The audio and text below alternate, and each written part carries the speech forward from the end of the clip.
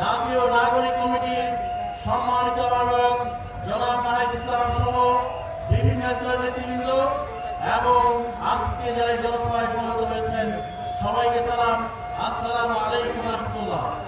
প্রিয় দেশবাসী, প্রিয় ঢাকাবাসী, আমরা লক্ষ্য করছি টেকনাফ থেকে তেতুলিয়া, রূপসা থেকে কাপুরিয়া, সুন্দরবন থেকে বান্দরবন, আজকে সারা বাংলাদেশের মানুষ একটা পরিবর্তনের জন্য, একটা নিশ্চিত পরিবর্তনের জন্য উন্মুখ হয়ে বসে আছে। তারা পরিবর্তনের পক্ষে ভোট দেবে।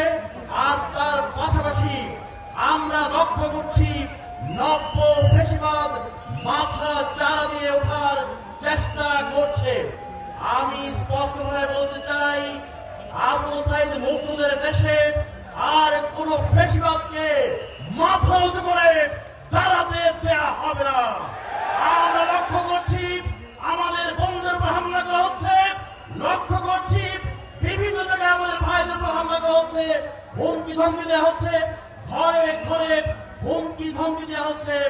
আমরা স্পষ্টভাবে বলতে চাই, হুমকি দিয়ে খুন করে আমাদের আজাদির লড়াইকে থামিয়ে দেওয়া যাবে না, পরিবর্তনের লড়াইকে থামিয়ে দেওয়া যাবে না। আমার বন্ধুদের উপর যারা হাত তুলবে সেই হাতকে গুড়িয়ে দেওয়া হবে। আমার আগামীর লড়াইয়ে, পরিবর্তনের লড়াইয়ে আপনার বাংলাদেশ জামায়াত সহ 11 দলীয় জোটের প্রতীকে আপনারা ভোট দেবেন।